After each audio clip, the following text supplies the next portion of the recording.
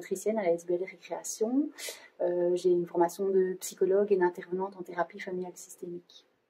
Alors, au niveau de mes fonctions, j'exerce le métier d'enseignant dans une école secondaire pour des futures puéricultrices. Également une fonction d'enseignant dans le supérieur en systémique. Et puis quelques heures comme intervenante en thérapie familiale systémique et comme psychomotricienne. Donc, je m'appelle Louise Toussaint, donc je suis psychomotricienne ici à la SBL depuis un peu moins de 2 ans et aussi psychomotricienne dans un SRJ. Je suis Nadou, je m'appelle en fait Bernadette Jeanne, je suis psychomotricienne, mais avant d'être psychomotricienne, j'ai été kiné. Je le suis toujours un petit peu, quelque part, dans ma tête et dans mon corps. Je travaille à la SBL Récréation, j'ai fait la psychomotrice très tard. Je travaille en indépendant et je travaille aussi dans un centre pour enfants placés par le juge et dans une crèche. Moi, je m'appelle Zoé Paternos, je suis psychomotricienne ici à la SBL Récréation et actuellement, je travaille aussi dans un SRO. Donc, c'est une institution qui accueille des enfants placés. À la SBL, je fais 2 groupes, un 18 mois 3 ans et puis je travaille aussi en crèche.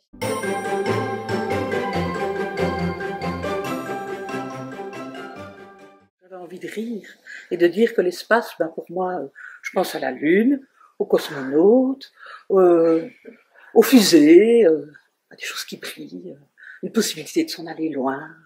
C'est un espace des possibles. T'as des possibles rencontres, des possibles découvertes, des possibles peurs, craintes, joies. C'est quelque chose dans lequel on s'installe, dans lequel on crée, on expérimente, on y trouve la sécurité, on fait des découvertes. C'est beaucoup de choses, mais quand même 3 fonctions pour moi importantes. C'est la fonction de contenance, de sécurité, la fonction de possibilité d'expérience et la possibilité de créer des traces, des souvenirs. Quand j'y pense en tant que psychomotricienne, pour moi l'espace est d'abord un contenant. C'est une possibilité de création, c'est une possibilité de rencontre.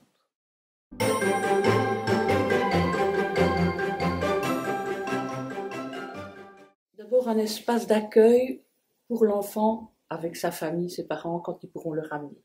Donc c'est là où l'enfant tire son manteau, ses chaussures et fait la transition entre la vie du dehors et la vie de la séance. Il y a un espace où l'enfant va retrouver les autres enfants et les psychomotriciens, se poser, pouvoir raconter s'il a envie sa semaine, enfin voilà, un champ d'accueil, enfin ça dépend un peu de chacun des groupes. Un espace de jeu assez grand pour pouvoir s'y donner à fond avec son corps, pouvoir créer, pouvoir construire, pouvoir casser, pouvoir sauter, voilà. Pouvoir rencontrer les autres. Et pour le moment, il est souvent près de l'espace d'accueil, il y a un espace de représentation différent pour chacun des groupes.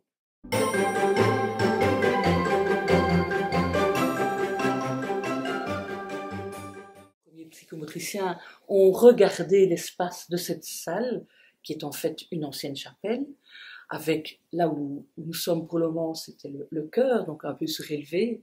L'espace, il y avait l'espace où pouvaient venir les gens qui venaient à la messe, et l'espace où était toute la congrégation des sœurs qui n'étaient pas en communication avec le monde. Et donc on s'est basé sur ces 3 parties de la salle pour créer notre espace, nos différents espaces nécessaires. Nous allons devoir de nouveau réfléchir avec ce qu'on va trouver, comment on va organiser les différents espaces dont on a besoin dans une séance.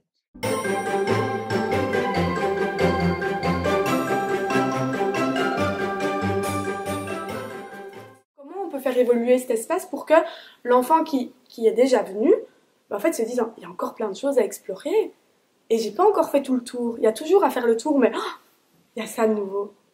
À 18 mois, on n'a pas les mêmes besoins qu'à 3 ans. On a besoin peut-être un peu plus de hauteur et donc en fonction, on va rajouter un petit étage au plinth. On va se rendre compte qu'à un moment donné, vers 3 ans, ils vont rentrer plus dans du symbolique et donc on va peut-être rajouter plus de déguisement. Enfin. Et donc comment finalement, de semaine en semaine, on peut se poser la question de dire, ok, là ils nous ont montré qu'ils jouaient à tel jeu. On en déduit du coup qu'il y a un besoin, en tout cas il y a quelque chose, une porte qui s'ouvre de ce côté-là. Et donc comment on peut peut-être aider à un petit peu aller explorer davantage.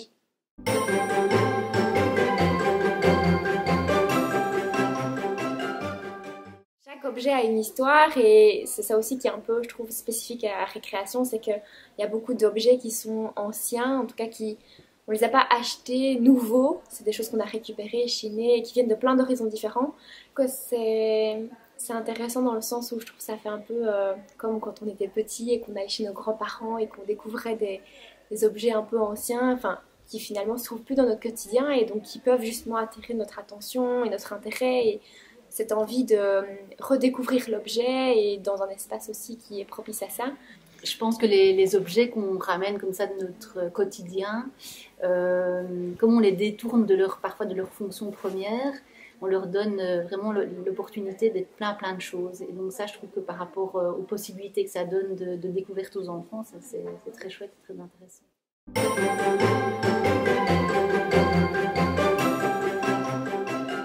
Il y a plusieurs espaces qui nous relient entre psychomotriciennes et qui sont vraiment très importants dans leur fonction de contenance. On a un site internet qui nous présente, qui raconte un peu notre histoire, qui nous met en lien avec les parents. On a des psychomotriciennes qui vont avoir la fonction de pouvoir assurer la fonction de répondre au téléphone aux questions des parents. Et puis ensuite, ces psychomotriciennes vont nous communiquer des informations qu'elles ont eues sur les parents, sur les enfants qui souhaitent intégrer les groupes. Et puis, il y a ce qui se vit dans les groupes, ce qui se vit après les groupes, donc lors des rencontres entre duos de psychomotriciennes pour un peu échanger sur ce qui s'est passé dans la séance. Et puis on a encore aussi des moments d'intervision, donc entre nous, ou des moments de supervision qui sont des moments où on va se poser pour un peu questionner le cadre qu'on offre aux enfants et aux psychomotriciennes et aux parents, comment on pourrait envisager de changer un peu notre manière de fonctionner, qu'est-ce qu'on garde, qu'est-ce qu'on laisse. Parce que c'est ce qui va nous permettre de à la fois voir ce qui fait qu'on appartient à ce groupe des psychomotriciens et à la fois qu'est-ce qui nous distingue par notre âge, par notre expérience, par nos formations de base également. Donc voilà, parfois on va se retrouver dans ce que les autres disent et parfois on va se trouver un peu différent.